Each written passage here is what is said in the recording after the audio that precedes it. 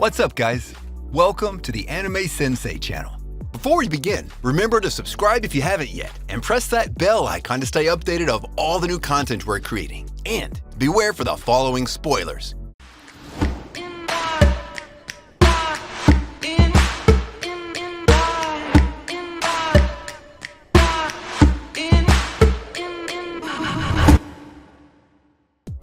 Assassin's Pride.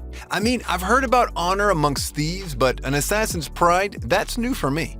Whenever you hear the word assassin, the first thing that comes to mind is a deadly, badass, cold-hearted killer. And you're right to have that image in your mind too. But when it comes to the case of Kufa Vampire, he acts as an instructor to teach Melita how to use her mana, when in reality, her family orders him to kill her the moment he discovers that she has no mana.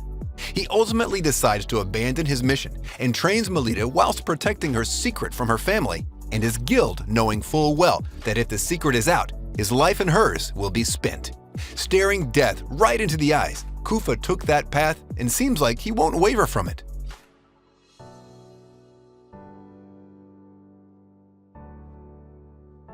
Togainu no Chi. The Third World War takes place, and things are no longer the same. A group called Vishio captures Tokyo and renames it Toshima, and in the back alleys, a new kind of battle game starts taking place. It's called Igura. It's like a street brawl, but the intensity is several folds higher. Blood is as natural as sweat. And it isn't just Igura either. There's another sport named Blaster, and it's even more intense, as this game allows the use of weapons, and also gives you the green light to kill. There's a young man named Akira. He's all alone, and he's also undefeated at Blaster.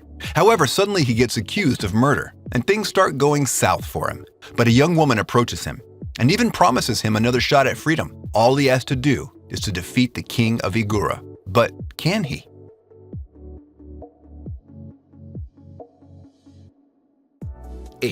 Akashic Records. The world works in mysterious and wondrous ways in the Alzano Imperial Magical Academy, an academy made for prestigious students to learn magical skills. Sistine is your generic, energetic, always excited kind of girl, although her excitement is cut short as she discovers that her favorite teacher was replaced with a lazy, laid-back teacher that doesn't respect the magical book he must use to teach his students and throws it away like some garbage. She challenges him and calls him a useless teacher, only to be surprised by his revolutionary understanding of magic by displaying to the class how a simple spell like Fireball can have many variations depending on the way the incantation is spelled and how the syllables are divided.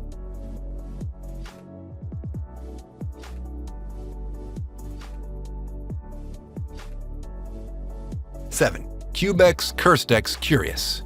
C-Cube is a story that takes place in a world where supernatural curses aren't an anomaly. The main character is a boy named Minase Hazuki. He's a high school student, and for some reason he happens to be inherently resistant to curses.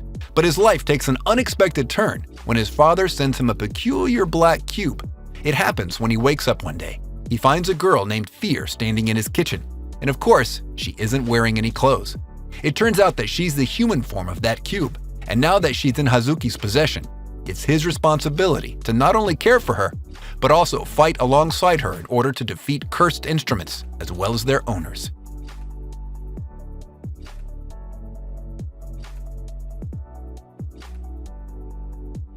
6. Muyo to Roji no Mahoritsu Sodan Jimusho. Muyo and Roji's Bureau of Supernatural Investigation. This is one of those anime that hardly anyone ever talks about. The story isn't anything revolutionary, and the same goes for all of its other components. However, even though it is good at best, this anime can be an unexpectedly pleasant watch. The story centers around the idea of spirit possession. There's a duo comprised of two youngins named Muyo and Rauji. They're both experts when it comes to magic law, and if there's one thing that they do better than others, it's taking care of evil spirits. However, there are terrifying drawbacks that come with this responsibility. Will Muyo and Rauji really be able to keep doing their jobs without any pitfalls? I'd say, if you're on the lookout for a less-known anime, this might be it.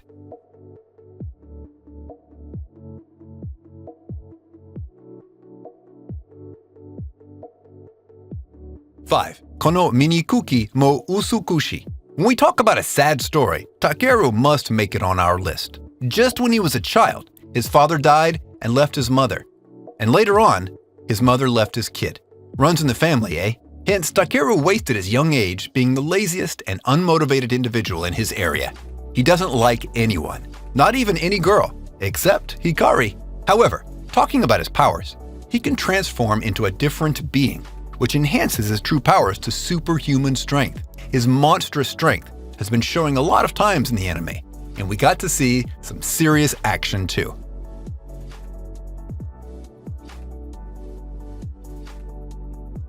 4. Seiken no Blacksmith. After being rescued from a street fight with a mercenary by the sacred blacksmith Ainsworth, after her sword was broken in the aftermath of the battle and the crazed swordsman was going in for the kill, he had to jump into the rescue, shatter the swordsman's blade, and rescue Cecily.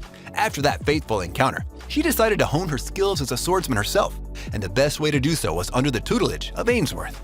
After a certain incident, she becomes his apprentice and student. With the addition of the enchanted wind blade to her arsenal, she becomes a force to be reckoned with and grows ever fond of her teacher.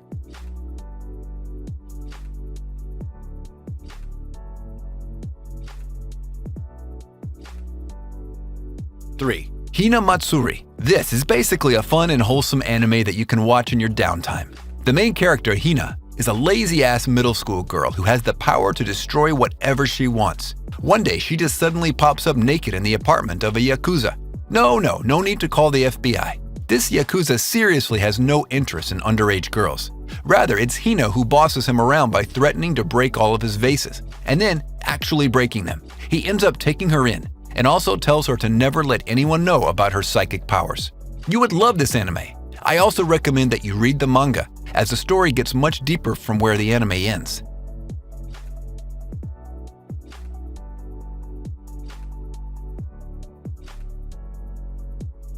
2. Nanbaka. Ever wondered what friendship in prison feels like? Nanbaka explores that. The 4 cellmates are experts in prison break, young criminals with a knack for regaining their freedom illegally from their confinements, so they're transferred to the world's most secure facility. Jungo, Uno, Nico, and Rock are the focus of this action and comedy anime. There's a lot of amazing drama in their daily lives and interactions within the walls of Namba. The guards and the prison supervisor are not also left out in this jolly ride of fun and prison excitement. Even as their freedom are taken away, these 4 are as free as ever, and prison turns to a wild festival.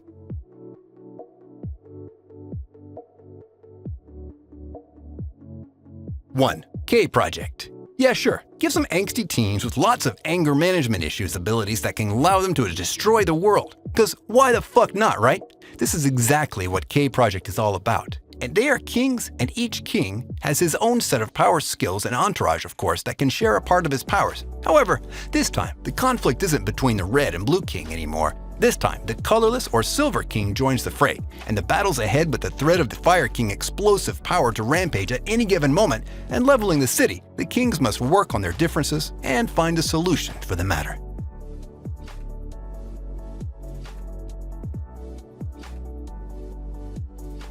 There you go, guys. I hope you enjoyed the video. Be sure to like and leave a comment. And if you're new to the channel, you should consider turning that red subscribe button gray. I post regular content like every 2 days or so. Well then, see you guys in my next video. Until then, stay safe and watch anime. If you got a problem to speak out, I'm a cowboy and let's bebop. Put Steins Gate at the treetop. Berserk what I'm keeping on rewatch. Hunter, I freak out. When I'm in my room, you should keep out. I'm a ghost in the shell, push you through hell like gun grave. That's a story to tell of you.